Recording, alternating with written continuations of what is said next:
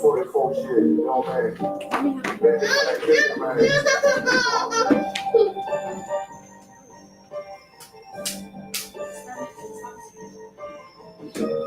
that shit drop, you step all the way on their neck, step on their neck and they heal that shit.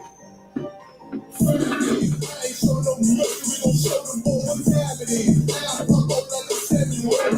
It's time to kill. Ain't it so like that? I survive. They don't hide it. Got it out the mud. Training blood. They don't hide it. That's but you don't show the skill. I show the skill. You ride, but you don't work the wheel. I work the wheel. They bad. Up the south. From the side. Yes, that can chill. Know they want my life. I ain't worried. I got ready for real. I got real soap. Keep soaping. Niggas watch yourself. They say you been in beast mode lately. You is 9 steps. Really some of that fire. British man, they inquiring. They can't stop what's coming, but I see them conspire on the line and firing. Yeah, you don't break. They don't shine. It's all trust. You can keep your feet. Me and my niggas don't keep no feet. And it feel like Jesus on it. Say they want some smoke, dog. Try to blow these shit. They ain't coming like we. I mean, you can't even cap. These niggas don't run it like we run it. They don't even start. Bitch, I'm with my niggas till it ain't into that food part. If you wanna leave, you can leave, bitch. Let your heart find me. I ain't show no mercy. We gon' show them what time it is. I pop out like a 7-year-old. I got time to kill. Ain't so like that. I survive. You don't hide it. Got it up the blood. Drinking blood. You don't hide it. He nice, but you don't show the skill. I show the skill. You ride, but you don't work the wheel. I work the wheel. So I gotta make people fight. Yeah, that's still. I heard they want my life. I ain't worried. I got referee. Take over in effect. Yeah, I'm fully focused. You might not see it always know it's women and bitch fully loaded. Yeah, we up and rolling. Told them I need made emotion. Nigga, I'm joking. I'ma school them niggas like they baby joke. Got it out because them too clean. Don't nobody hate. What you want out life, dog? Just for the baby boy. UPK top, dog. Suicide roll right. I'ma turn that nigga life into a bad thing. I got time to stand in that. They had that shit on lock until I stepped on them like both blood. You can now study both sides, gotta choose the colors. See him throw that one up with that W, that's my blood, bro. Flying in. I ain't show no mercy, I'm gon' show them more what time it is. I pop out like a 7-year-old. I got time to kill. They can start like that. I survive. They don't hide it. Got it up the dust. Drinking blood. They don't hide it. He nice, but he don't show the skill. I show the skill. He ride, but he don't want the wheel. I work the wheel. Who I gotta make? Yeah, that's it. Yeah, they want my life. I ain't worried. I got ready for real. Go ahead, clap it up, clap it up. Shalom, Israel. This is the Israelite School of Universal Practical Knowledge, started out at 1 West 125th Street, Harlem, New York, under Commanding General YAHANNA. And this is I.S.U.P.K. Houston. This is the I.S.U.P.K. Galveston. And we even have Beaumont and Port Arthur. We have all of South Texas, man. And today we are at the Brotherhood class, and we're talking about be the change that you want to see. Like a lot of things that we go through nowadays, we see all these celebrities and all these scandals coming about, and a lot of people are trying to figure out what are they supposed to be following, what are they supposed to be doing. Everybody's just going off of social media, and nobody really knows what they're supposed to do in the world. But here in the I.S.U.P.K, we know what we're supposed to be doing. We know what our mission is. And we know for a fact, for us to change this world, we have to be the change that we want to see. We have to not be and not conform to what this world is giving us, because the only thing that this world is giving us is a surefire death, quick death. And it's time for us to change that, man. And the only way we can change that is first we have to change ourselves. All right, go to Matthew 19. Start off at verse.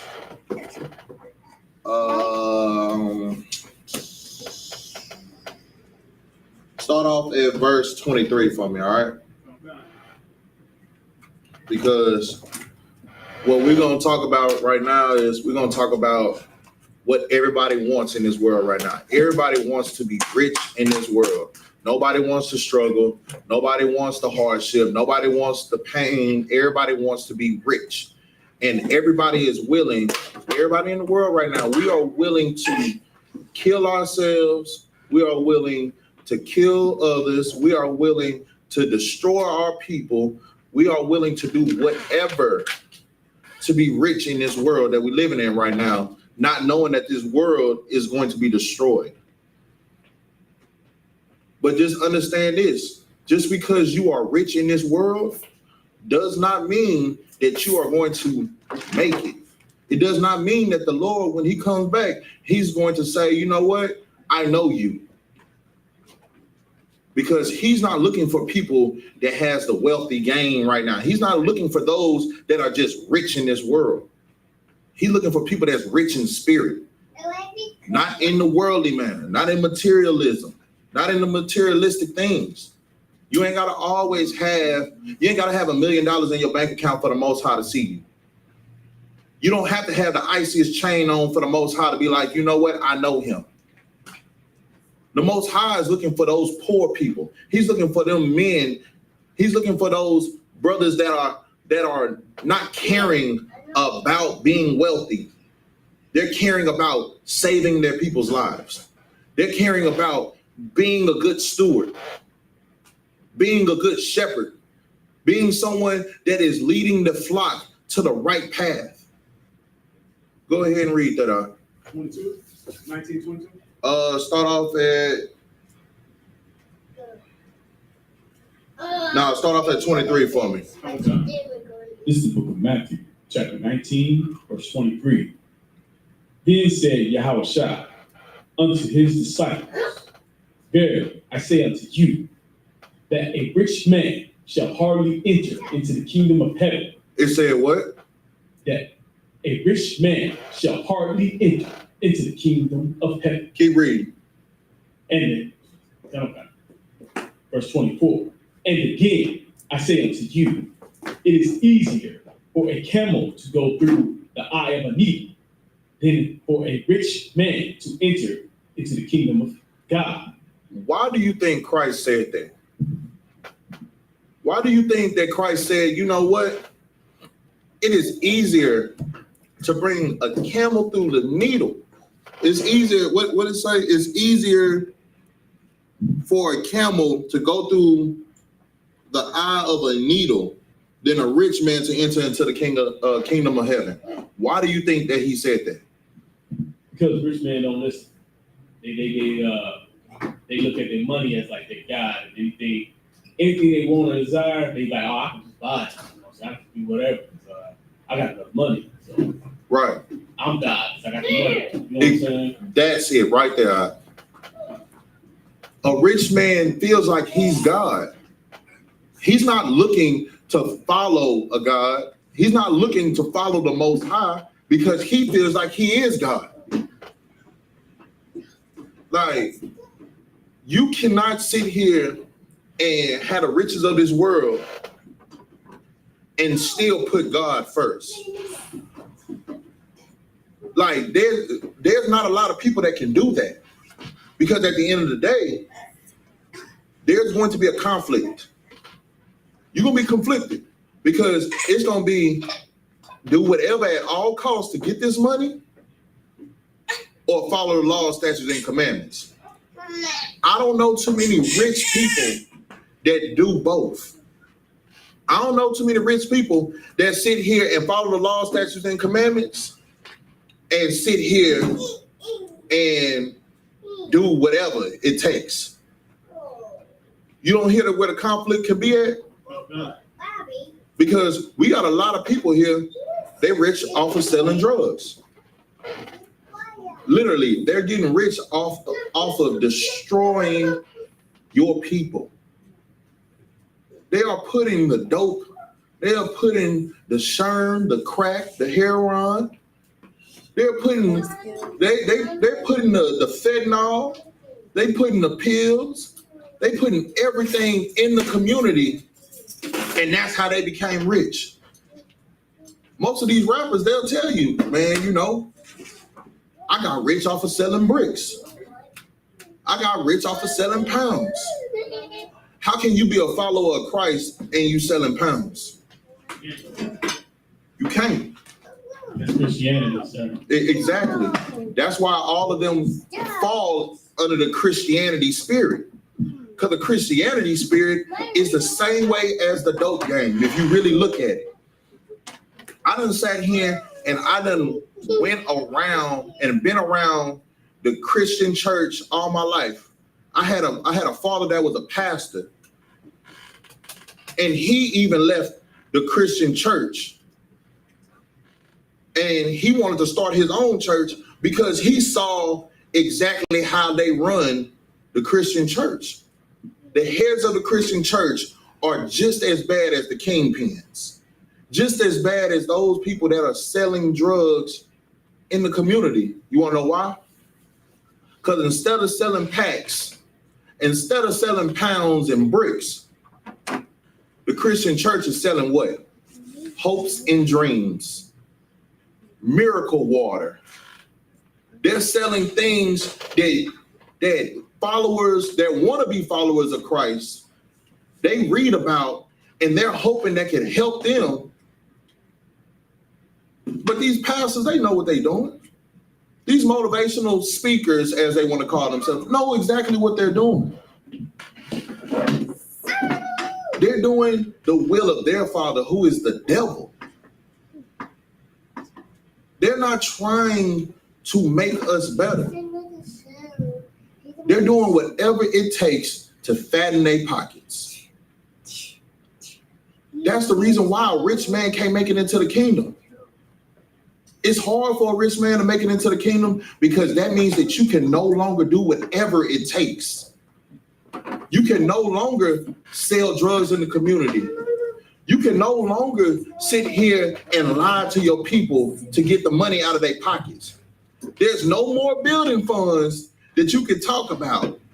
You done had this building for 30 years. People done put in every month at least $20,000 because you getting grandma out of her whole pension. You getting at least 20 grandmas out of their pensions. You know Paw, he's sending, all the deacons sending up all their money.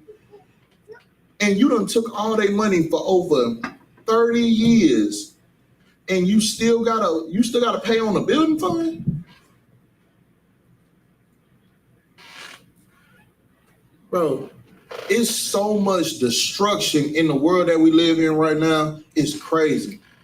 People aren't looking, and they're not watching out for who they're following because they want to be just like the people they see above them. The Bible tells you to beware who you follow. Why is it telling you to beware who you follow? It's telling you to beware who you follow because at the end of the day, they can lead you to righteousness or they can lead you to death. And who this world that we're living in right now is following is leading us to death. This is why the I.S.U.P.K under Commander General YAHANNA, this is why we teach and we tell our people all the time, man, stop trying to be like the rich. Do you hear how many scandals is popping up? Bro, every single time you go on social media, you'll see a scandal. Why do you see scandals every time anytime you're on social media? Because all these things that was done in the dark for years is now coming to the light. The Most High God is literally destroying all of your gods that you have. So that way you can come back to the only true God. But a lot of people don't understand it. They just love the scandals. They like, ooh, what's gonna happen next? Oh man, they're talking about Diddy. Oh, they're talking about TD Jakes. Oh, they're talking about Joel Osteen's church. Oh, they're talking about this. But you're not recognizing what's really happening. The Most High God is getting all these false gods out the way so that way the true God can show. But you're too high to understand that it's time for you to put the weed down, put the drugs down, put the lean down. It's time for you to put all those false idols down, and it's time for you to follow the Most High God. You're not understanding that because you're hooked. You're hooked under the limelight of being, you know what? I want to be like LeBron James. Oh, I want to be like Mike. Or I want to be like TD Jakes. I want to be like Diddy. I want to be like all these other people that got all these mansions. I want to be like the rap stars that got this big old mansion, big old house. Look, man, all these people got all those things, but they sold their soul for it. Like, matter of fact, is there any more on that? Keep reading.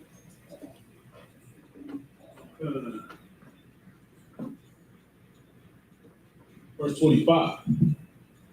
When his disciples heard it, they were exceedingly amazed, saying, "Who then can be saved?"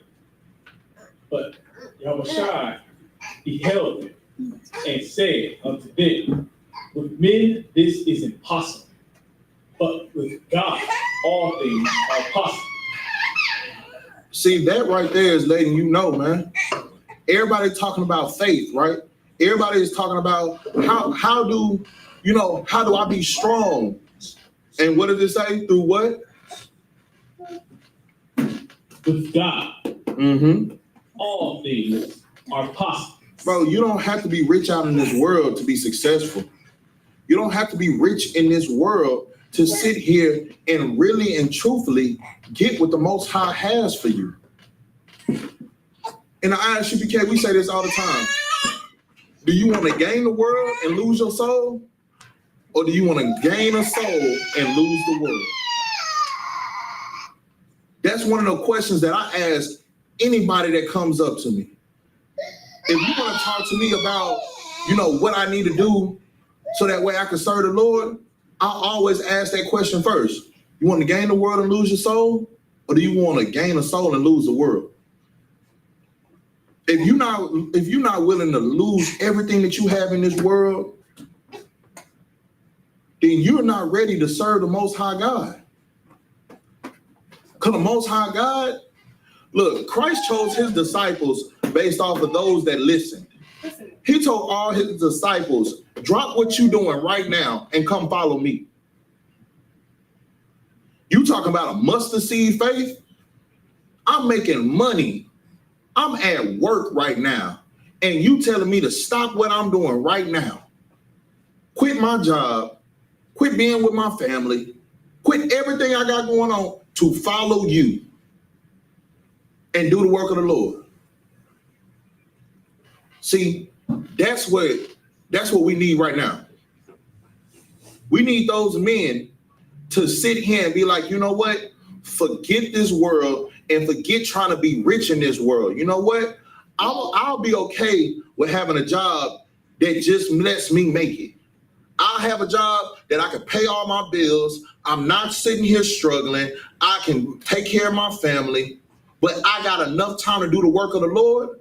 I'll take that job any day over being rich in this world and not having time to do nothing for the Lord. Trust and believe. We will never tell you, you know what? Don't have a job. Don't take care of your family. We're not going to tell you that.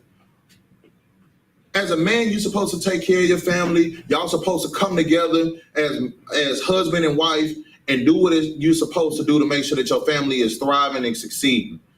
Because at the end of the day, what we have to do is we have to take care of our children. We have to train our children up. It's hard to train your children up from a homeless shelter. So you need to do what you got to do. But at the same time, you got to make sure that the Lord is first in your house.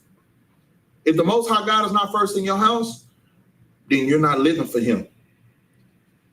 You living for these riches of this world. And understand this, it's going to be hard for you getting in the kingdom of heaven if you're looking for these riches that's in this world right now. Because when this world falls, what are you going to look up to then? What are you going to do then? When there's no more internet, when there's no more rappers, there's no more big name stars, what are you going to do then? Who are you going to follow then? Don't wait till it's too late to follow the Most High God. Is that it on that? No, we too off on that. Go to John 12 and 25. We're gonna go to John 12 and 25 first. And then after that, we're gonna keep it moving. Because this is gonna be the brotherhood class today. Like, we have to be the change that we want to see. And the only way that we can be a change is we gotta first see what's wrong with what we're doing right now. Right now, we are putting all the riches of the world before the Most High God. Go ahead and read, huh? This is the book of John, chapter 12, verse 25. He that loveth his life shall lose it. And he that loveth his life in this world shall keep it in unto life eternal. Verse 26. Wait, read that again. Start it from the top and read it again. He that loveth his life shall lose it. He that loveth his life shall lose it. So what is that? What is that speaking about right now? If you love your life, then you'll lose it. I'm not talking about no Illuminati stuff. I ain't talking about doing being no sacrificial lamb. And I'm not talking about that, because a lot of people hear that and they be like, man, that's what all the rappers doing, man. You know, I knew the Illuminati was real. I knew it. Because they're thinking, oh man, for me to be a huge rap star, I gotta lose somebody, or I gotta lose my life. I gotta sell my soul. In the Bible, what is it talking about when it says, if you love your life, you shall lose it? Stop about the worldly, who you are, the person you are as a worldly person before you get changed, before the washing of your soul. Exactly, man. It's talking about, you know what? If you truly love your life, if you truly want better for yourself, you got to first kill the old man. You got to kill the old creature that was doing all the things that was wrong. If you was a drug dealer and you want to really change your life, don't wait till you get locked up and you about to do football numbers to want to change your life. You can change your life right now. Stop selling. Get rid of everything that you have that the Lord did not want for you in the first place. If you are murderers, don't murder anymore. Change your life. If you a pimp, stop pimping. Stop pimping and making whores of the daughters of Zion. If you love your life, you got to first kill the old you. You got to become somebody new. You got to be a real follower of Christ. A real follower of Christ know for a fact, man, for me to be somebody new, I have to kill the old me. If I was a person that loved robbing, I'm no longer a robber. If I was a person that loved doing all the things, if I was a drug addict, if I was a drug abuser, if I was somebody that, man, if I woke up, like, we all tell our stories, man. I used to smoke weed like every single day. I'll wake up, already had one pre-roll. Wake up, smoke, brush my teeth, then smoke again, eat, wait a couple hours, then smoke again. I was a weed addict. While I was smoking weed, I would never say I was a weed addict, because it would make me seem like what? I was addicted to it. I was someone that couldn't ever go without it. Every time I heard someone say, "Oh, you're a drug addict," it means like I always saw like Pookie off of New Jack. I always saw somebody that was like, man, I gotta have it. I gotta have it. That was what I saw as an addict. But an addict is someone that literally you have to go every single day with it. If you don't have that, then what? You're not the right person no more. You're angry. Anything will make you snap just like that. So coming into the truth, I had to kill the old me. I could no longer smoke weed.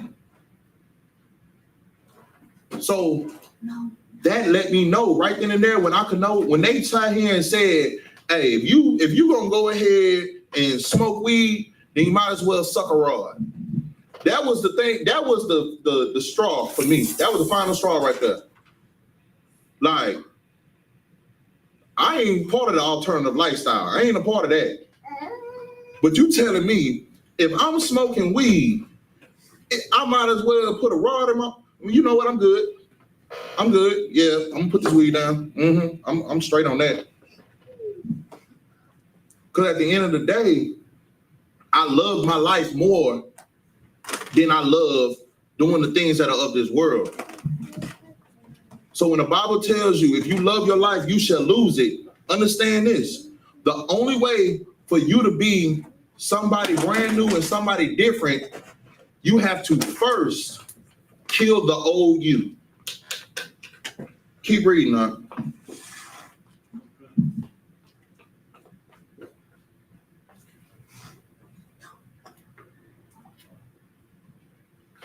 And he that hateth his life in this world shall keep it unto life eternal.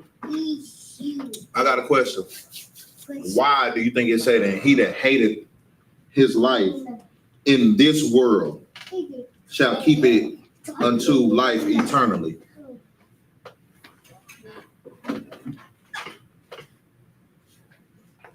Do you love the conditions that Blacks, Hispanics, and Native Indians are in right now? Why don't you like the conditions that we're in right now? Because we didn't have conditions, we down low. We down low, right? We at the bottom. We struggling.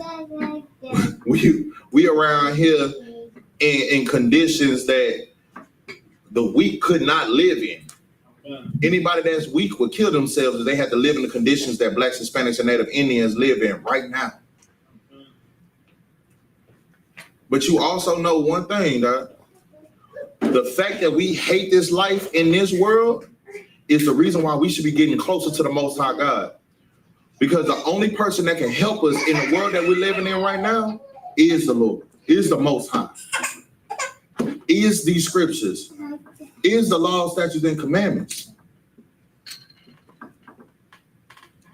If you want life eternally, you have to get out of this world that you're living in.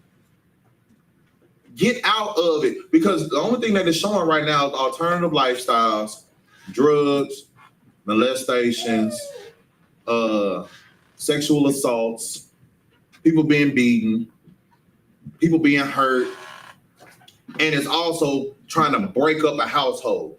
That's all that we see. Anytime that you're on social media, you can go ahead. Anytime you're on social media, that's all you see. That's the number one things that you see on social media. You'll see people being assaulted. You'll see people being, I don't need this man for this. I don't need that. I don't need you for nothing. I'm an independent woman. Well, you know what? Hey, we ain't got to be together. We ain't got nothing to, like, everything that we see is destroying households. And they're pushing the agenda so that way a household couldn't even be strong in the first place. There's no way you can have a strong household and there's two women in the household raising a child.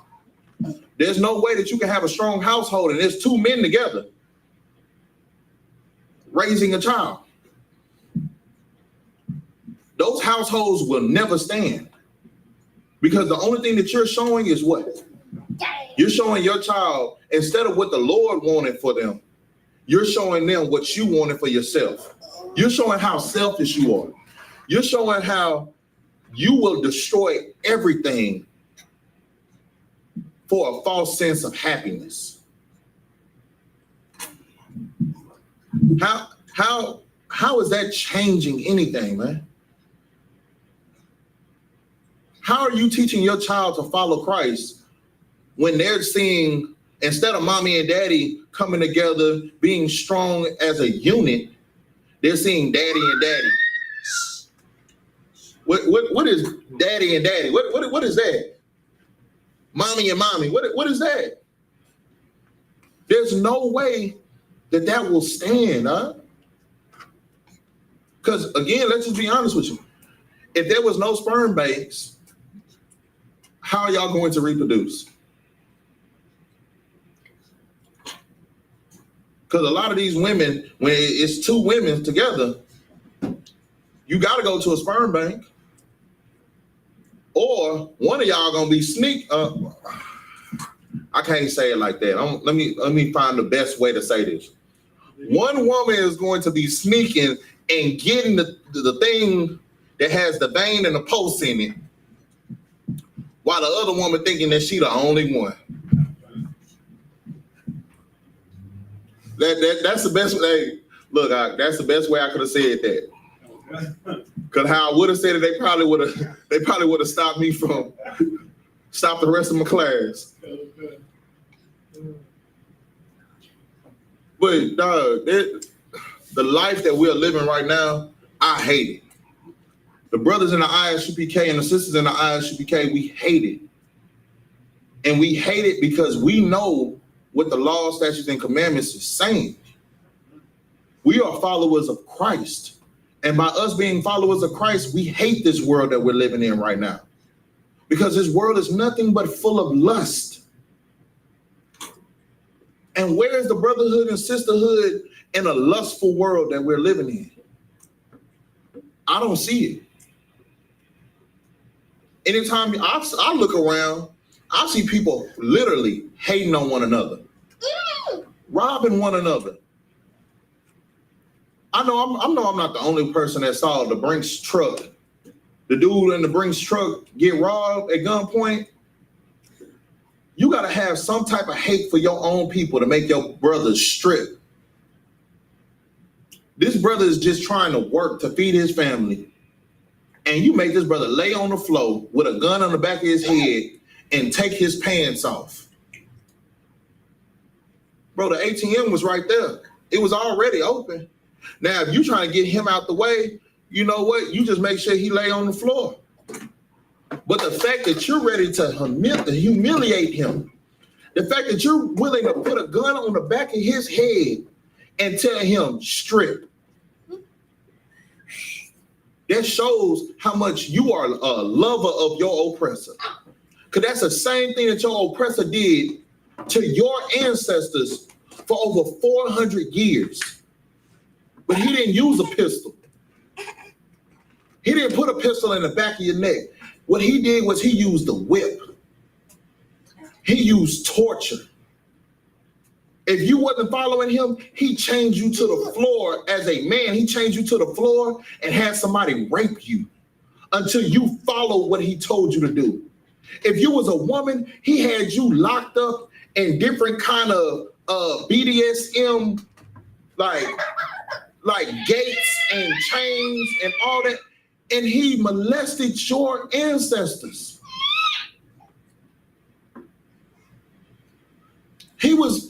There was times that black men had to watch their wives go into master's house and come back, and he had to sit here and wipe the blood and wipe the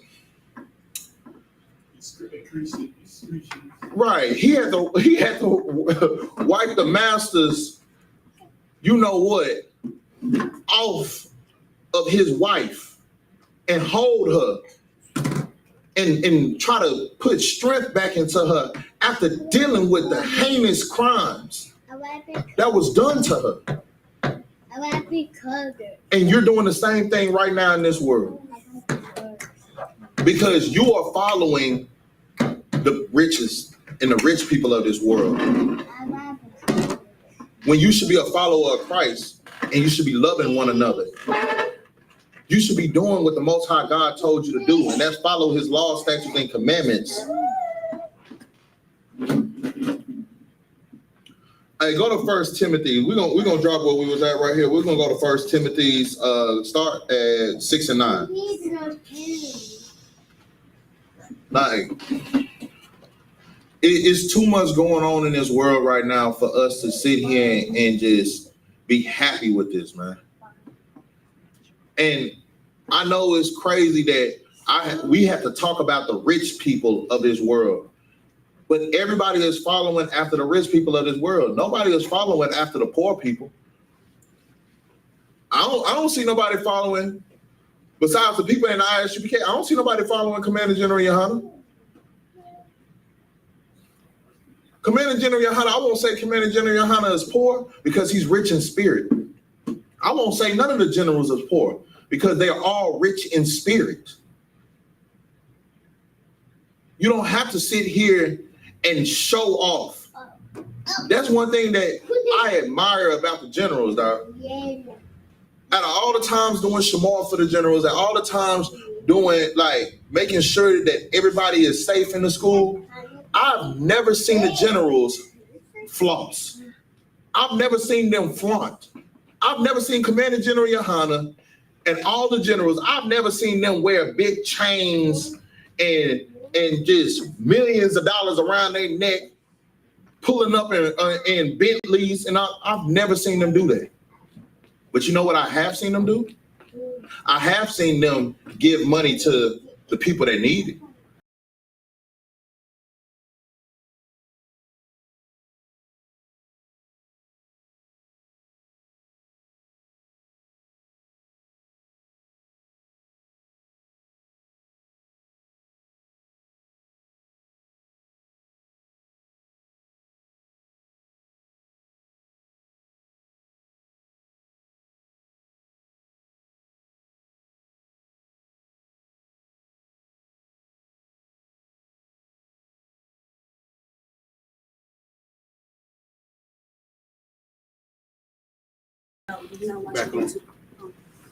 Back on? Don't you start. All right, Most High in Christ. Salaki, we had a little technical difficulties, but I've seen the generals send money to feed the brothers that was under the border, under the bridge in the border, the Haitian brothers. I've seen them send money to go to El Paso to clothe the Hispanic brothers and sisters and their families and their children that had no shelter. I've seen them do everything that they could to make it where the 12 tribes of Israel were always good. I've seen that. And the Lord was in the midst of that. They'll never take credit for that, because you want to know why? They'll say Most High in Christ. It was the Lord. It wasn't me. The Lord gave us this. And if the Lord gave us this, it was for his people. It wasn't for us. That's not what rich people say. Go ahead and read.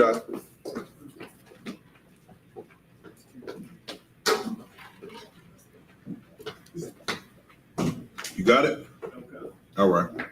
This is 1 Timothy chapter 6, verse 9. But they that will be rich fall into temptation and a snare, and into many foolish and harmful lusts, which drown men in destruction and perdition. Understand this, man. Like, this scripture right here. Sit down. This scripture right here, that sums up everything that's going on right now. What are you seeing with all these rich men right now? What are you seeing with all these people that are rich? What are you seeing from them? Oh, they getting drawn into their temptation. They flying girls out. They splurging. They all are getting high, getting drunk. You know what I'm saying? Doing all the lust. Right. There's a lot of people right now that's getting caught up in all these different scandals and all these different, people saying, oh, this person touched me, this person did this to me. And you want to know why? Because everybody's drug addicts. And not only are they drug addicts, but they feel like they're gods because everybody wants to be like them. And by everybody wanting to be like them, what are they doing? They're putting themselves on a high pedestal for they feel like they can do whatever they want to and can't nobody touch them. Now everybody's in the courtroom taking plea deals, talking about if I'm going down, I'm taking everybody with me. But that shouldn't even be the case. You shouldn't have to be looking in front of no judge. Not if you're following the law, statutes, and commandments. You're following to these snares. If you don't know what snares are traps. Like, there's a lot of things. And it says not only is it snares, but it says many foolish and hurtful lusts. Man, just let's just imagine for a moment. A lot of these artists, right? A lot of the artists, what are they coming out and saying right now? A lot of people that got out the industry, what are they saying? Oh, it's crazy. There's a whole bunch of that SA stuff going on. It's crazy. Bro, do you know how many artists them sat here and came forth and said, you know what? When I was in the industry, I had to sign a contract. Like when I signed with that record label, it wasn't because I wanted to. It's because they had videos of me that came out and said, you know, I know something. I ain't gonna say their name. That's what they said on the interviews. They sat here and said, look, I ain't gonna say the person's name because I ain't gonna put them out like that. But this dude went to go sign with a record label. He was drinking with them, partying with them. And then the next morning, he woke up and he was hurting from the backside. And he didn't know nothing that happened. He just woke up, he blacked out, woke up, and he was hurting from the backside. And he came back to the record label when it was time to sign the contract, and they played the video for him. Hey man, you a wild boy. I'm telling you right now, like this, I could not make this stuff up. This is the stuff that is on the internet right now. People are coming forth right now. Terry Crews said it happened to him when he went to a mansion party with the rich. He said he had his wife sitting right next to him, standing right next to him. He shook the man's hand and the man grabbed him by his genitals.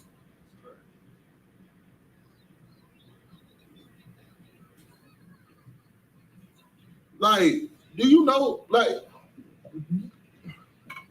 how strong and how mighty do you have to feel to do assault in that type of form and fashion in broad daylight in front of people? Do you know how high and mighty you have to put yourself up there and people have to look up to you to allow something like that to go on? But this is what's happening in the world that we're living in, man. That's why it's time for us to be that change that we want to see. We shouldn't allow stuff like that to happen. We need to speak against that. Those type of things need to be brought out and it needs to be shut down.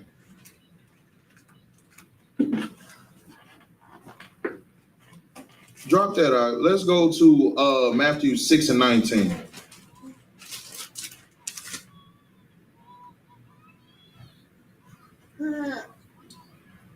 We're going to go to Matthew 6 and 19 now. Just let me know once you get it. Go ahead. Okay. This is the book of Matthew, chapter 6, verse 19. Lay not up yourselves treasures upon earth, where mote and rust doeth corrupt. Moth. And rust doeth corrupt. Keep going. And where thieves break through the seal. But lay up yourselves treasures in heaven, where neither moth nor rust doeth corrupt, and where thieves do not break through nor steal. Understand this, man. you should not be worried about trying to lay up all these treasures on this earth. Because in a blink of an eye, this whole world could be destroyed. All these mansions and all these cars, all this gold that you have, all this silver that you have, all this money that you got in the banks, all these things that you have, all those things can literally, within a blink of an eye, be gone. You got all these things right now, but if a nuclear bomb comes out of nowhere and just drops without us even knowing that it's going to happen, where are all those things going to be then? You done spent all your time getting the riches of this world that you didn't have no relationship with your Father that was in heaven. And a nuclear bomb comes out of nowhere, and we are in pure desolation. Everything is just messed up. Everything is just flatline, done. Then what? Are you going to start praying to your Father then? Are you going to start talking to your Father then? Why would you wait? Because understand this, the Lord don't hear sinners. The Bible says that. The Bible says the Lord don't hear sinners. So if you're in this world and you're destroying your people, the Lord not hearing your prayers about, man, Lord, I know we got to ride on these dudes. You know, please let us all make it back home safely. And the Lord ain't hearing that. The Lord not hearing you. Okay. Hey, Lord, you know, man, you know, I gotta go on this block and get this money for my family. You know, just protect your boy while I'm out there serving these rocks. The Lord not hearing that. Why do you think that he's hearing your prayers of sin? Why do you think that he's hearing your, hey, Lord, hey, man, I really want this chick, man. Give me her. You know, she bad. I'm trying to put her on my roster. Why do you think he's hearing you and he knows for a fact you're not nobody but a lustful being? You ain't nothing but somebody that wants to have sex with her right now and you ready to throw her back to the wolves later on. Why do you think that he's hearing those things? He's not hearing you. He's not hearing nothing that you're talking about. Stop trying to lay up the treasures of this world, man.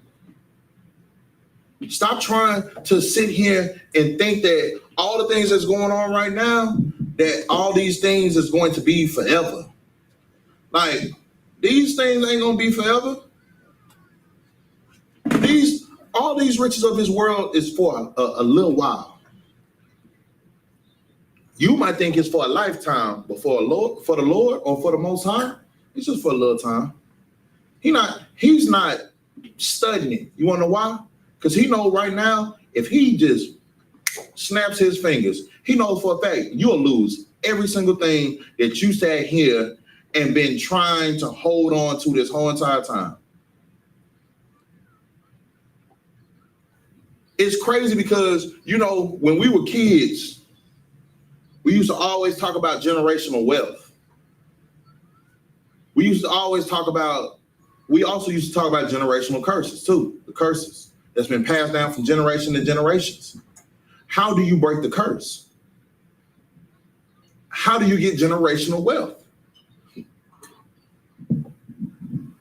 Only when I came into the truth did I really and truthfully understand that generational wealth is through the Lord. It's through the Most High.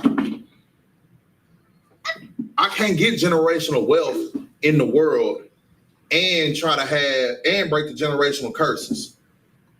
Because at the end of the day, the people that are the wealthiest in this world, man, they done did so many different underhanded, unlawful, lustful things. Like if you talking about the oppressor got his generational wealth through the backs of the slaves. His ancestors owned slaves, and they took land from my ancestors, from your ancestors. That's how he got that generational wealth. He got that 40 acres and a mule. He got all that money from what? The backs of your people. So the only way that I can get generational wealth right now for my family is by following my Father, our Father, the Most High God. Because if I follow the Most High God, I will have eternal life. My family will have eternal life. They will have riches in the kingdom. I ain't got to worry about right now. Like Captain Yazdak said it best. He said right now, we're on this earth. We're not on this earth for ourselves right now. We're on this earth right now for our children. We are here to give our children everything that they need to succeed in life. So those curses that's been passed down from generations down to generations down to generations, we have to stop it. So that way we don't give those curses to our children. The poverty that we have right now, we have to stop it. You want to know how we can stop it? It's by us loving one another, us coming together as 12 tribes of Israel. Stop hating on one another. Stop killing one another. Stop robbing one another. Stop taking from one another and help one another get out of this barrel that they've been putting us in. They're treating us like we've been crabs all our lives. They didn't put our ancestors in a barrel, and they didn't pass that barrel down from generation to generation. It is time for us to stop acting like the crabs in a barrel, and it's time for us to start helping each other get out this barrel. That's the only way that we can have the generational wealth passed down from generations on down to the generations. Is for us to get our people out of the barrel. It's time for us to help one another out, man. If you are a Hispanic man, just know that you're my brother. If you are Haitian, Jamaican, from the people from Panama, Chile, Guatemala, man, you are my family. And I know for a fact they taught us to hate one another from the beginning. I'm not the only person that used to go to middle school and high school where we used to have blacks versus Mexican fights. That's been going on since before me. Why? Why has that happened? Because we were so similar, and the oppressor has put us against each other from the beginning that we just had no choice but to think, you know what? You feel like you better than me. Oh, they taught you to feel like you're better than us. So you know what? Let's settle it. And the only way we can settle it is by combat. That's what we were taught. But is that what it really is? No. The Lord wanted us to be one. And it's time for us to be one. It's time for us to join ourselves together. Zephaniah 2:1 says, gather yourselves together. Yea, gather yourselves together, O nation that's not desired. That's true brotherhood and sisterhood. We got to gather ourselves together and know that we're the nations that's not desired. The Caucasian man is desired in this land. The East Indian man is desired in this land. The African man is desired in this land. The Chinese man is desired in this land. Those 4 different nationalities and 4 different nations are desired in this world. Understand this, Blacks, Hispanics, and Native Indians, we are not desired. And it's time for us to gather ourselves together, come together, treat one another like brothers and sisters, so that way we can be great in this world. Now, we done talked about the rich so much. Now we got to get on these pastors too, because I don't want no pastor to think that they can make it, because they don't make it. They don't make it around here in the I.S.U.P.K, because these pastors are one of the main reasons why our people are destroyed right now. Because our people, our grandparents are going to you, looking for you to help them. And what are you giving them? You're giving them nothing. You're giving them false hope. understand this, man. Let's go in. Let's go into it.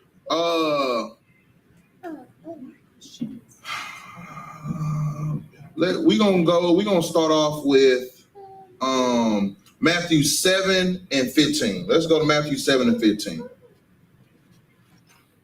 Because we're going to start talking, and we're just gonna bring out the scriptures. And if the shoe fits, you gotta wear it. That's what we're gonna start. We're gonna play that game. If the shoe fits, you gotta wear it. All right. So go ahead and read once you have it out. This is the book of Matthew, chapter 7, verse 15. Beware of false prophets, which come to you in sheep's clothing, but inwardly, they are ravening wolves. Keep reading. Verse 16. Ye shall know them by their fruits. Do men gather grapes of thorns or figs of thistles? Understand this. Let's stop right here. Alan. It says, beware of false prophets, which come to you in sheep's clothing, but inwardly they are ravening wolves. Now, everybody know what a wolf does to sheep, right? What does a wolf do to sheep? They tear them apart to eat them. They tear them apart and eat them. Does a wolf just right off the bat just jump on them and grab their necks and kill them and all that? Or does a wolf take its time and stalks the prey, and then when he feels like he has them, pounce on them and get them? What does a wolf do? Take his time. Second. The wolf takes his time, right? Okay. Remember I said we playing the game, if the shoe fits, you got to wear it, right? Okay. So when we're talking about our oppressor, did our oppressor just come right over and just decide to, or did they take their time? Did they send someone over here that was exiled from their land and brought them over here to our land? And he wrote a whole manifest about how these people are so peaceable. These are peaceful people. They taught us this, they taught us that, they taught us how to farm, they taught us how to build and till the land and all that. And I know with a certain amount of men, I can overtake them. Remember, the shoe fits, you got to wear it, right? What about the Christian church? What about the pastors? The pastor's been telling you, first of all, strike one came about when you walk in and you see white Jesus. If you read the Bible, what skin color was Christ? Go ahead, Doc. Black outline. He said that his feet and his hands were likened to fine brass that was burnt in the furnace.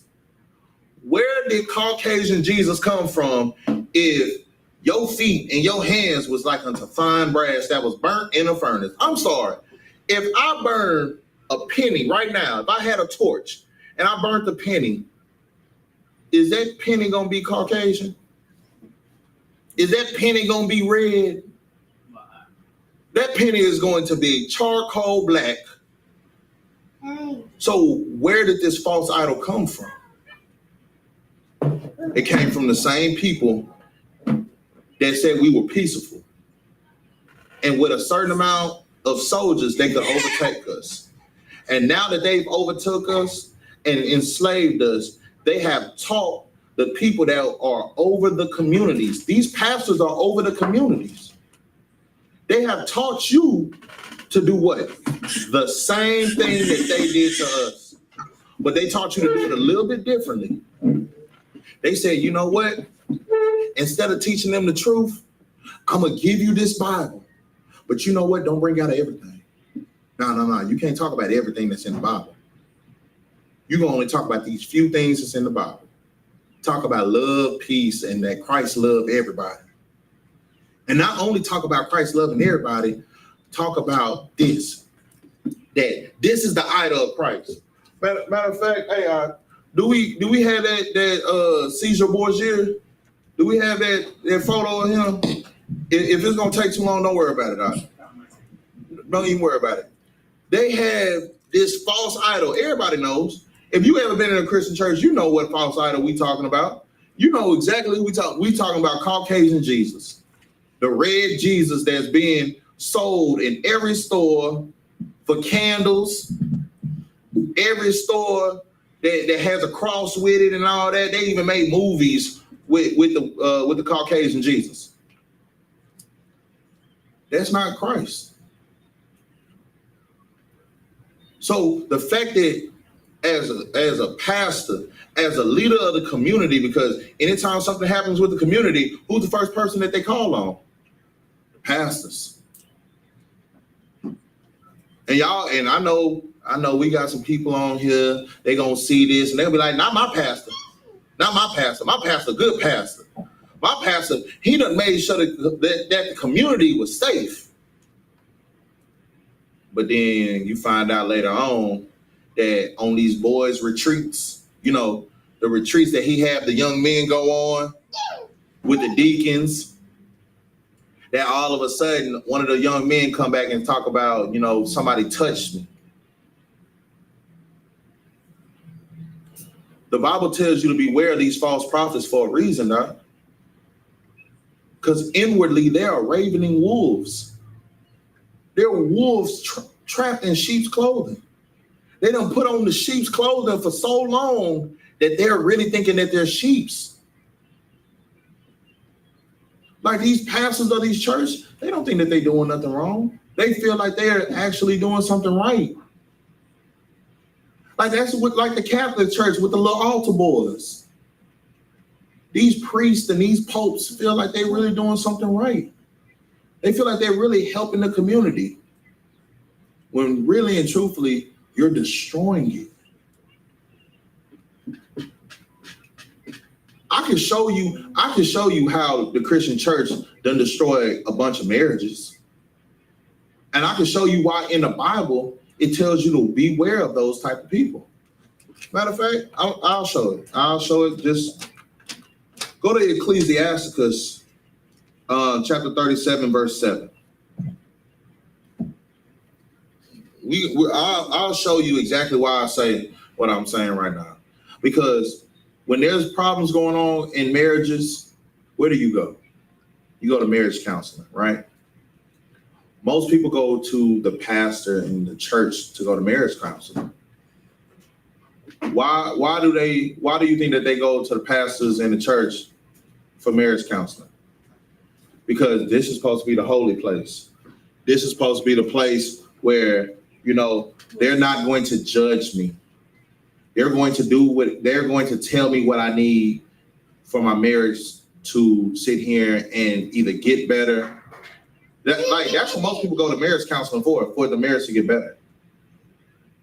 They're not thinking that, oh man, when I go to this marriage counseling, that we're going to get a divorce. Because if you follow Christ, there is no divorce. Christ don't accept a divorce.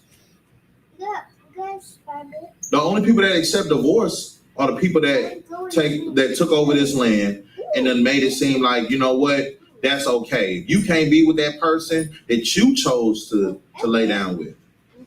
Nobody sat here and told you, you know what, go lay down with this person. Nobody told you that.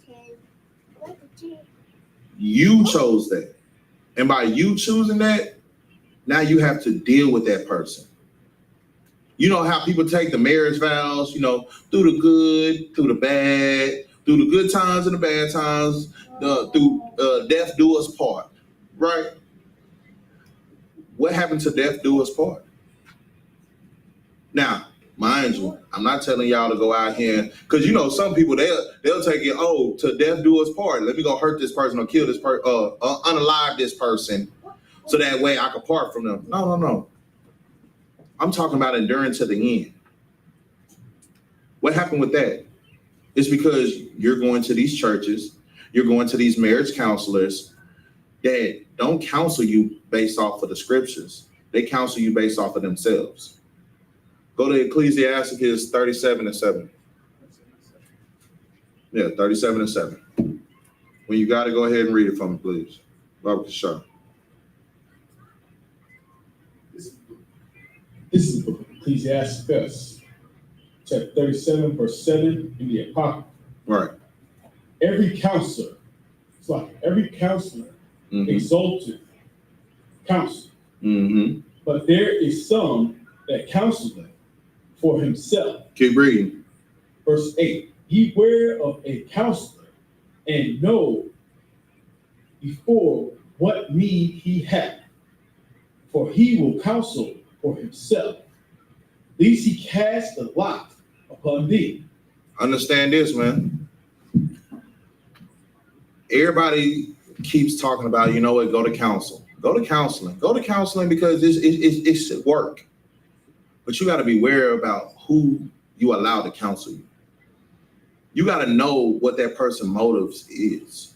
You got to look at the spirit that comes off of them. You got to look at the fruit that they bear before you decide to sit you in your marriage in front of that person to try to sit here and make it work. Or before you sit yourself in front of them to become, you're going into counseling to be a better person, to let out your burdens, to talk about things that you can't just talk to anybody about because it's so traumatic. It's something that hurts you from years and years and years, and nobody understands you. You got to watch out for the people that you tell your secrets to. You got to watch out for those people because what? People will counsel based off of themselves. Keep reading now.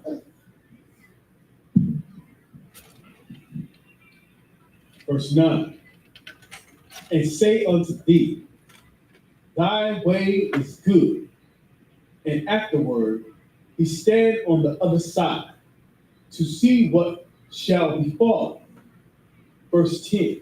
Wait, what is that saying right there? Basically, it's like he put a stumbling block. He know that whatever he gave you, his counsel was not good. And he's like, oh, let me see what he gonna do. See if it's gonna play out like the way I think it is and whatnot. Yeah. Exactly. Most of these false prophets right now that we are getting counseling from, look, let me tell you, they are not trying to keep a household together. They're giving your wife counsel. See, they're telling your wife, you know what, we might have to, the first counsel that y'all go to together, the first counseling session, y'all together. And then, it's a little, y'all might argue a little bit in the counseling session because emotions are high. So this pastor's like, you know what? All right, let me split y'all up. These counselors is like, let me split y'all up. I'm going to talk to y'all individually, one by one. Because it seems like we can't do it together. Then when they start talking to you individually, they talking to your wife like, what's going on? Man, I hate that Brother Johnson is doing that to you. You know what? I don't know if he sees the queen that you are. Maybe if he don't see the queen that you are, maybe you need to find someone that might see the precious gem and the queen that you are and treat you like the queen that you should be treated like. I always treat my women like queens. Like this is what the counselors do. They are snakes.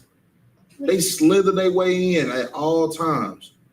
Or they'll sit here and be like, you know what? If he ain't gonna treat you the way that you want to be treated, you know what? Then you should leave. You should walk away from him. And if you walk away from him, then he'll do what he's supposed to do. He'll come running back to you, and he'll be right.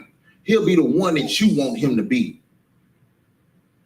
And then he'll counsel your husband, be like, hey, Brother Johnson, what's going on, man? Oh, your wife? Oh, she tripping. She not listening to you. Oh, man, I hate to hear that. Well, man, look, let me tell you something, man. If she ain't gonna follow you, man, hey, time for you to let her go. Like, what are you sticking around for? Nah, she better follow you, because if she don't follow you, then she ain't following Christ. Yeah.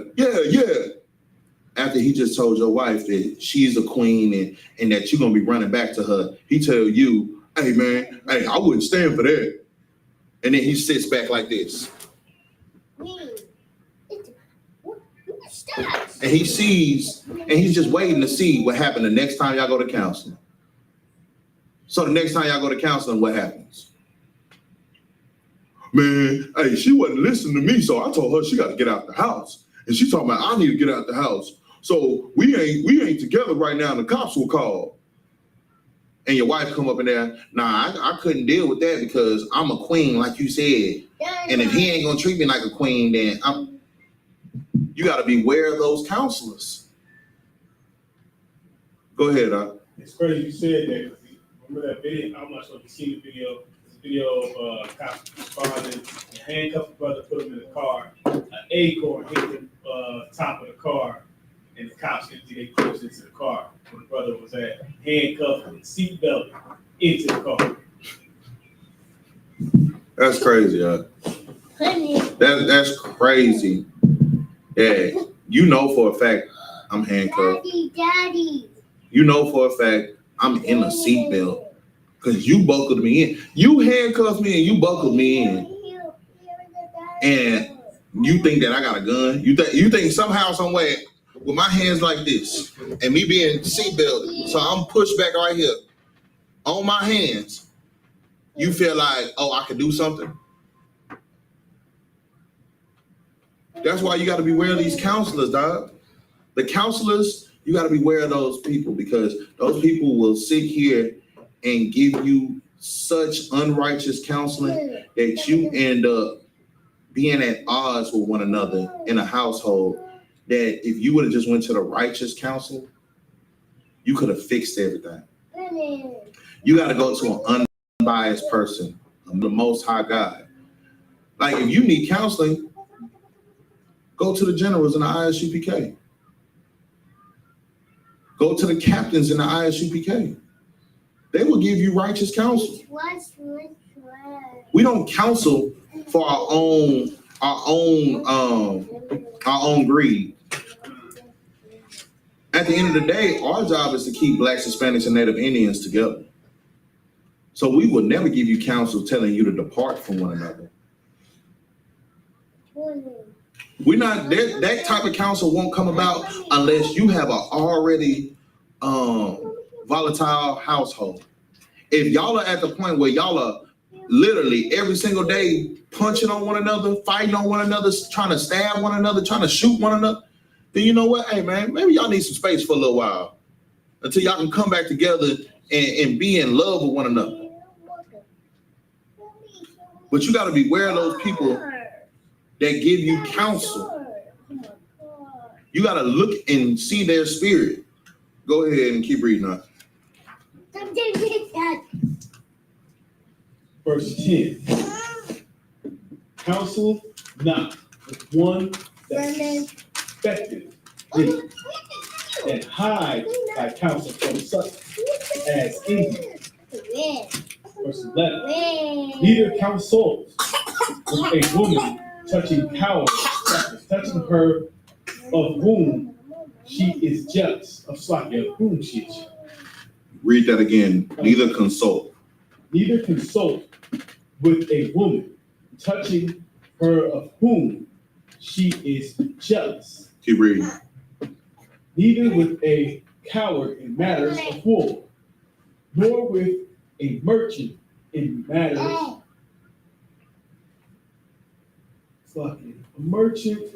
concerning exchange, nor with a buyer of selling. All this is telling you, like, beware of all these different peoples. You can't consult with someone that's literally trying to sell you something. If they're trying to sell you a dream, or if it's a man that just really want to be at war, you can't consult with him that just want to. If a man just really want to be at war, what is his counsel going to be? Let's go to war. He's not going to think properly. The only thing he's going to think is like, let's go to war. Let's do this. Let's do that. You can't consult with a woman that only wants what she wants. She's going to be biased. She's not going to be an unbiased person. She's going to only want what she wants at the end of the day. You can't sit here and consult with someone that's trying to sell you anything. You can't consult with someone that is trying to sit here. This is how you know my brother Officer Gabo came in the building.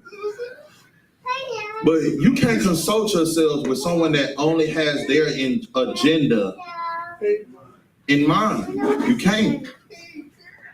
Because at the end of the day, they're only going to speak on what they want. You got to go to somebody that's unbiased. And that's not there at the Christian church. Now, like I said, there's going to be some people that's going to say, you know, not my pastor, Shalom. Not my pastor, not my Jesus, not my brother. They gonna give me the righteous counseling. Okay. I dare you to try the spirit. That's all I ask you to do. I dare you to try the spirit. Try them. Because I'm telling you right now, their flesh is weak. They love Sister Shanika. Sister Shanika go to the front all the time wearing that skin tight dress. She got the thick thighs. She knows she got that cornbread fed body. And they love her. They waiting on an opportunity to get with her. What do you think the counsel is going to be with her?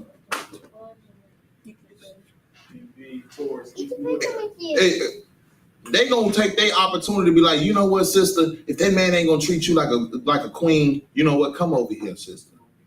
I'll treat you like a queen. Beware of who you want to follow now. Beware of these false prophets now. These false prophets are nothing but ravening wolves, huh?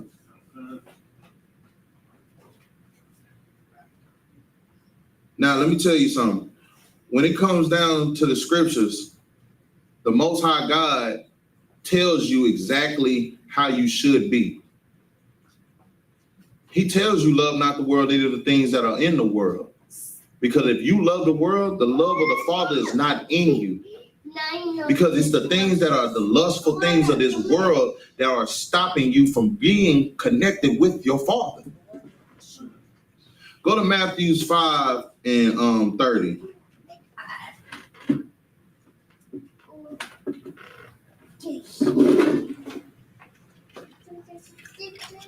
When you have that reading.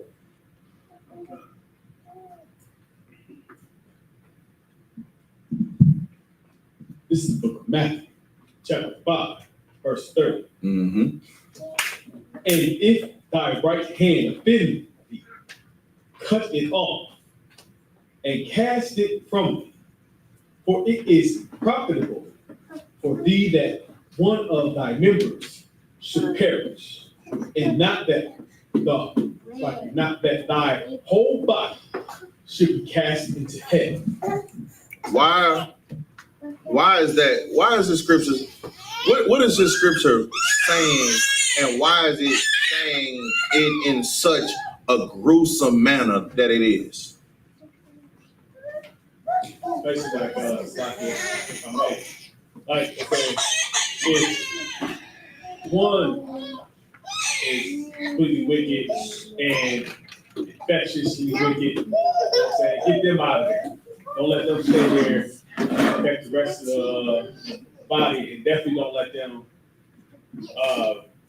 break off and, you know what I'm saying, break off and create something else that can take people with them. You know what I'm saying? Oh, I'm gonna leave. Well, I'm taking about these 7 folks with me. Right. You know what I'm saying? Don't let them get nothing to do anything like that.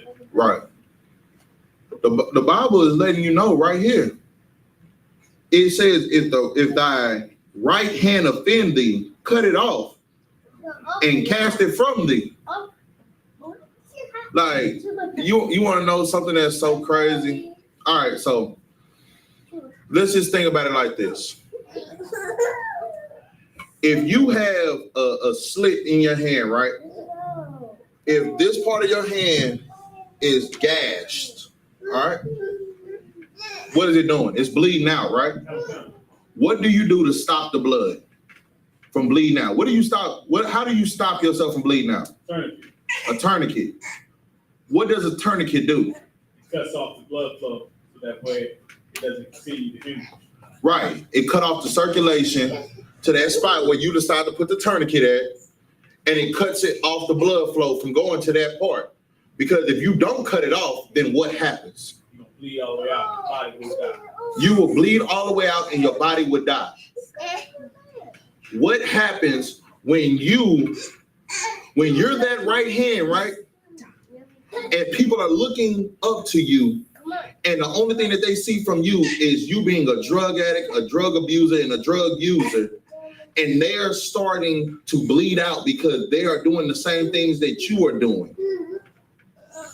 You're now killing the body. You're now killing the whole entire body. You're killing the body of Christ because the people that are looking to you, you are now offending. These people are looking for you to be something great.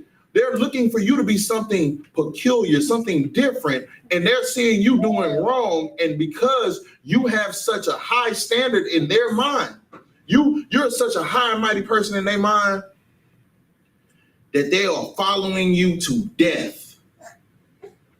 For you to be what the Most High wants you to be, you have to cut off all those things that offend the Most High.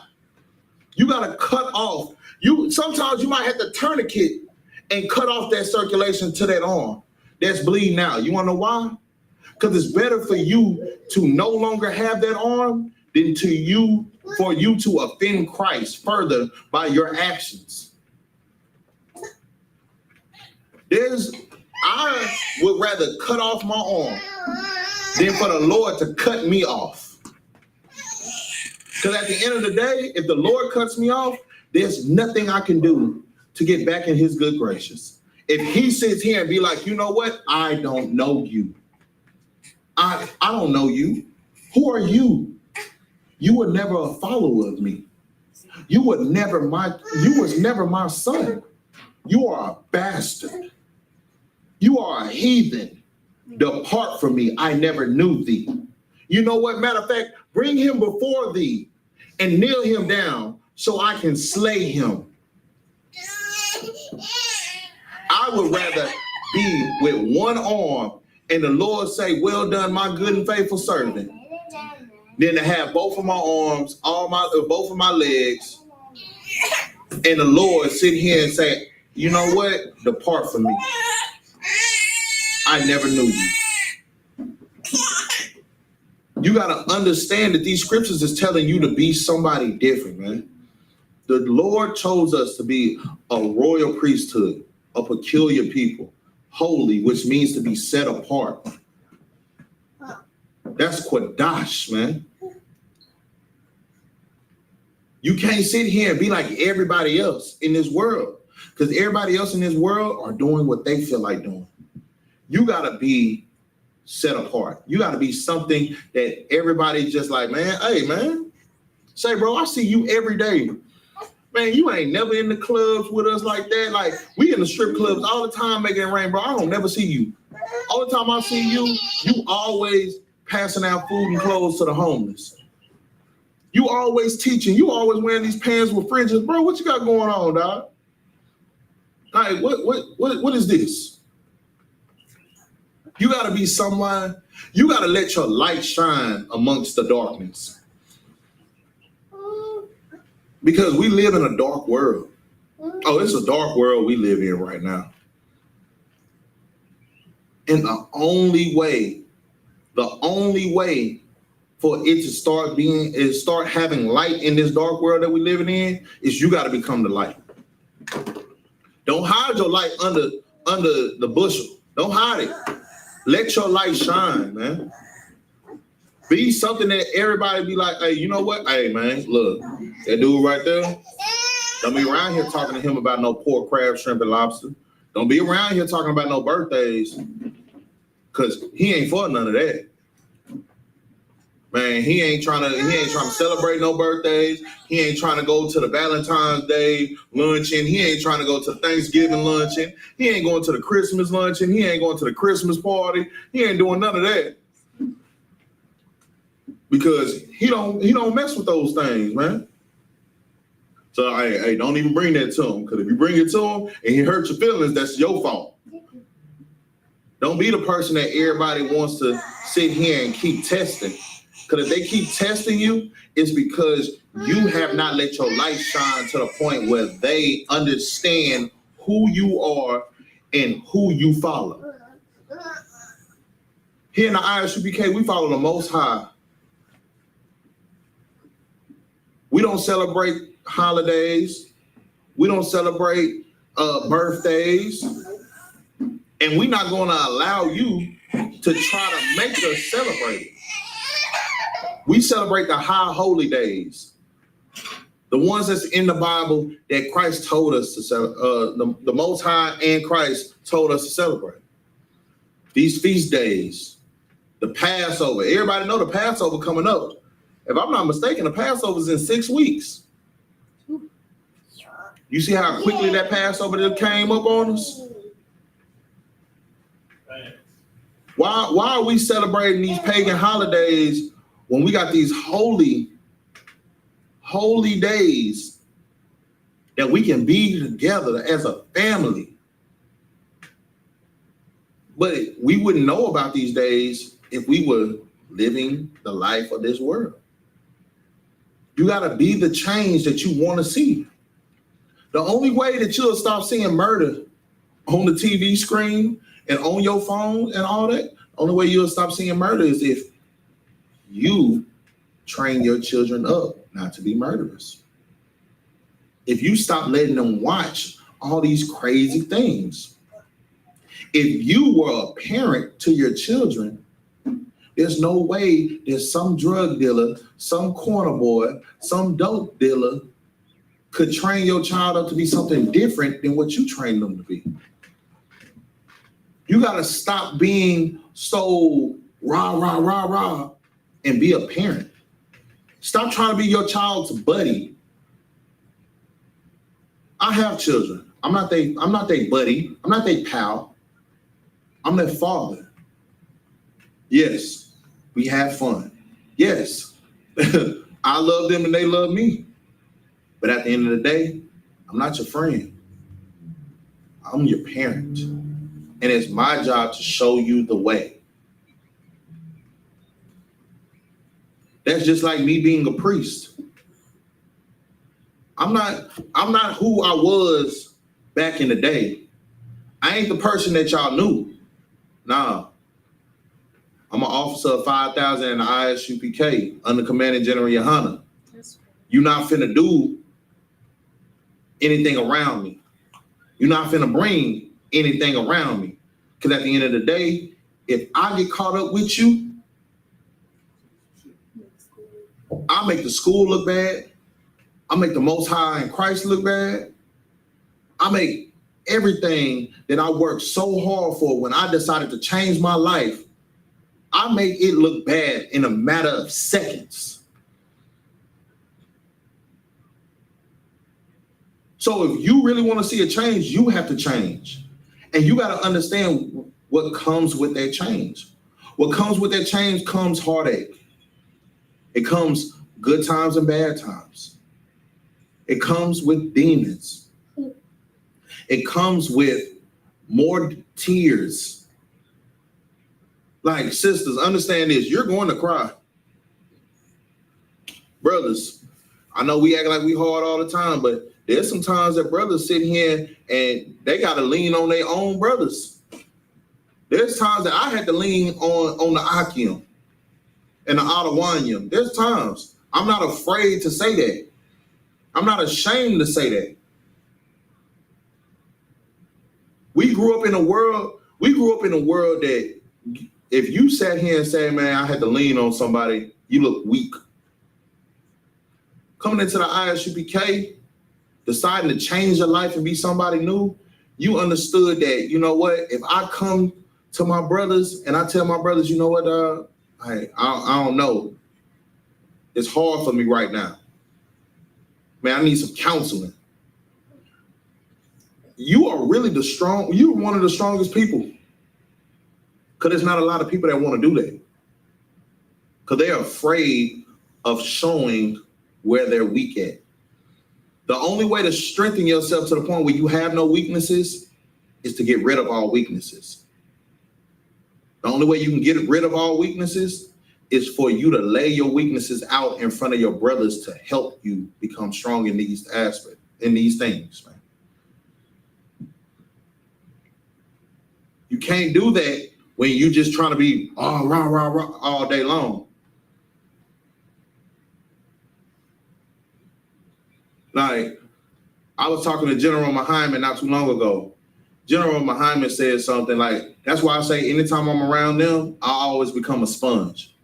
General Muhammad said, if you want to be somebody different, you can't be somebody different by trying to stop people's words. The only way that you're going to be somebody different is by you changing your actions. If your actions, okay, so let's just be real. If you was on this and that, right? Every single day that everybody saw you, you stayed on this and that. What are people going to call you? They're going to call you, what's this? A whore.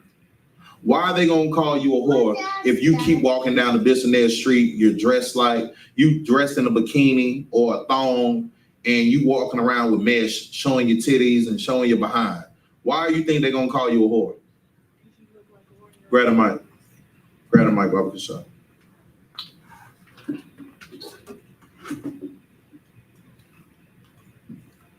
They're gonna call you a whore because you look like a whore and you're around whores.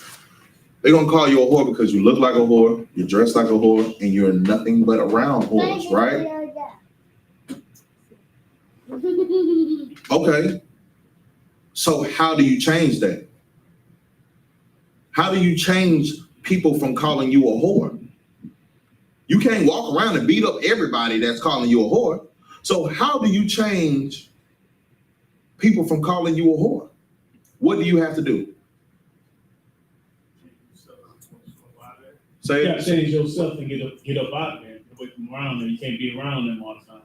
So that means that you no longer are doing what? You're no longer walking down this and that. You're no longer walking down this and that. You're no longer wearing a thong or a bikini or a mesh suit outside for everybody to see you butt naked. If you're a drug dealer, everybody knowing you to be a drug dealer, how do you change people from calling you a drug dealer? You gotta stop. You gotta stop that way of life. You gotta stop slanging. Right. You gotta stop slanging. You gotta get off that corner. You gotta close down the shop and never open it again. How do you stop being a coward? Come to the Israelite school, you go to practical knowledge.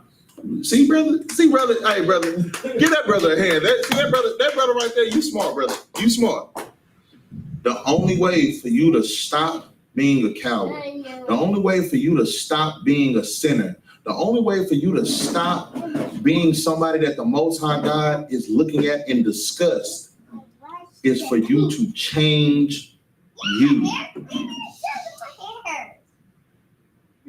If everybody decided to, you know what, I'm no longer allowing drug dealers in my neighborhood. I'm no longer going to be a drug dealer. I'm no longer going to do all the things that I used to do. I'm going to change my life and never be that person again. I'm going to become a new creature. If everybody, like, cause it's all about accountability of yourself. You can't try to be accountable for everybody else and lose being accountable for your own self. If everybody decided to be accountable for themselves and come out of this sinful nature that we're living in, this sinful world that we're living in, and start being righteous, there's no reason why we can't rule this world. There's no reason why the Most High God is not going to be on his way back down here. It's no reason why. There's no reason why we can't take over this land. But we can't take over this land as long as we're ready to destroy ourselves and others. It's time for us to be the change that we want to see. Spider-Man. It's time for us to decide, you know what? I'll come into the I.S.U.P.K under Commanding General YAHANNA because these are the only priests and prophets that are going to answer all my questions. They're not going to run from my questions. They're not going to give me wicked counsel. They're not going to sell me a dream. They're going to say stuff that might hurt my feelings. They're going to tell me, hey, stop eating pork, crab, shrimp, and lobster. Stop being a drug dealer. Stop being a rapist. Stop being a robber. Stop being a murderer. Stop being a whore. Stop being a part of the alternative lifestyle. There's some people in the school that will say it nicely, and there's some people that's gonna say it like a straight shot, no chaser. There's some people be like, hey, you know what? It's time for you to serve the Lord and stop with the alternative lifestyle. There might be some people that tell you, say, it's time for you to take the rod out your mouth, and it's time for you to be a man that the Lord chose you to be. Depending on who you are, depends on how we come to you. There's no reason for you to be a sinner when you have the answer sitting right here in front of you. The Most High sent his priests and prophets out here for you. The priests and prophets are right now trying to get on the internet. We're trying to flood the airwaves with the Most High's words. But you know what's happening? Everybody is trying to shadow ban. They're trying to block us. They're trying to put us to the point where we can't be known throughout all the gates. You want to know why? It's the same thing that we said earlier when it says that it'll be easier to bring a camel through the eye of a needle than a rich man make it into the kingdom of heaven. You know what they say? Broad is the path of what? Destruction. But narrow is that little straight line, that little tightrope line that you got to walk is the way of righteousness. It's time for our people to decide to be righteous. It's time for us to come back into these laws, statutes, and commandments. It's time for us to love one another. It's time for us to gather ourselves together, O nation that's not desired, and stop letting these other nations decide who we are and what we're going to be for our God. They got their God. Their God told them to worship the cobblestone. Their God told them to worship the cross. Their God told them, I am Caucasian or I am red all over.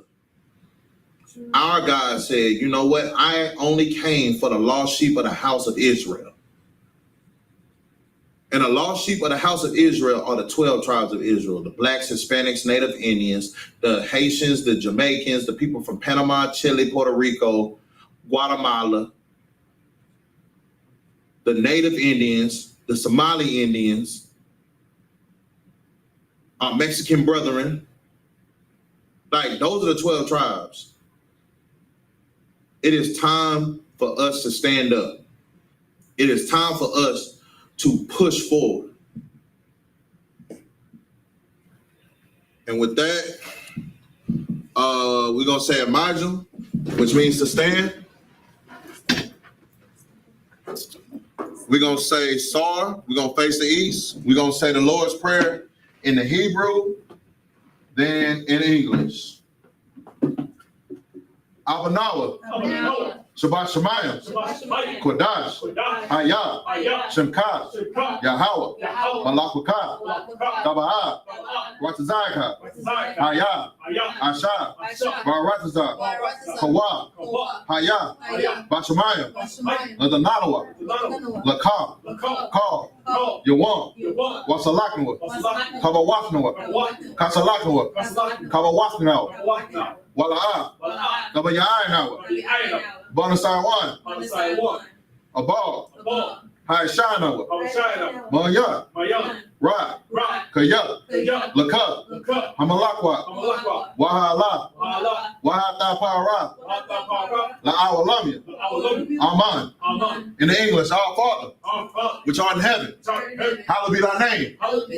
Yahweh, Thy kingdom come. Thy kingdom come. Thy will be done Thy will be done. in earth In earth. as it is in heaven. As it is in heaven. Give us this day Give us this day our daily bread, our daily bread. and forgive us our debts And forgive us our debts. as we forgive our debtors. As we forgive our debtors. And lead us not And lead us not into temptation, into temptation. but deliver us But deliver us from evil. from evil. For thine is the kingdom, Thine is the kingdom. and the power, And the power. and the glory And the glory. forever. Forever. So be it. So be it. SAR, which means face the form. We're going to give a courtesy salute to the brothers and then to the sisters. Men of Israel, Michael Shabbat, Michael, Barak, Yahweh Ba'ashem Yahushua Barakatah, Yat Matah, SAR, face the sisters. Men of Israel, Michael Shabbat, Michael, Barak, Yahweh Shemalatah Ba'ashem Yahushua, Yahweh Shemalatah Ba'ashem Yahushua. Yat Matah, dismiss.